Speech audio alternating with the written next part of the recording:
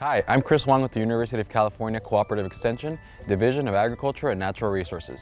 Today we'll be covering how to start planting your favorite fruits and vegetables. Once you've prepared your soil medium, you may start sowing seeds directly in beds or transplant containers. Starting directly from seed is a cost-effective strategy in comparison to buying transplants from a nursery, but the latter strategy may save you time and energy. Did you know families can use their CalFresh benefits to buy seeds and transplants that produce food for their household? Certain plants do better when they're planted directly in the soil.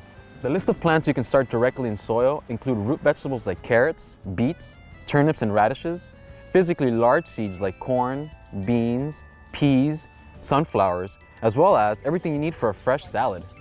Soaking seeds in a container of water or a wet paper towel for 12 hours before planting will help the seeds sprout.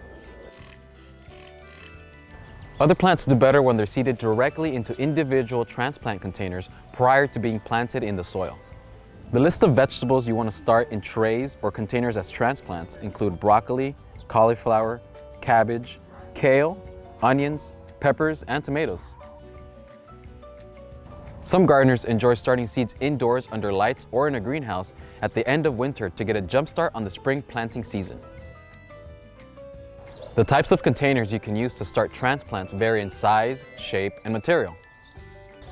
Some gardeners like to use biodegradable pots made out of paper or cardboard. Some gardeners also use mesh bags, plastic trays, or reusable and recycled containers with adequate drainage at the bottom. Do you know the optimum temperature for seed germination?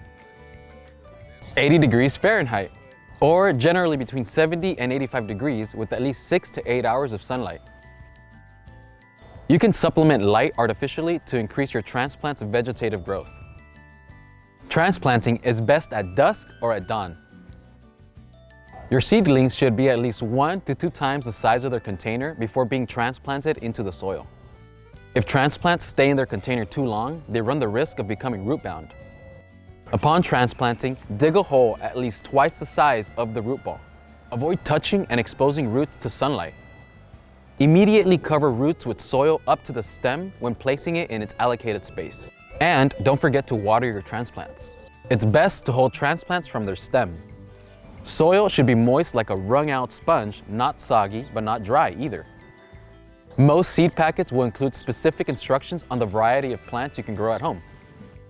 You can protect your young seedlings from hungry birds with netting. Thank you, and remember, planting a seed is believing in tomorrow.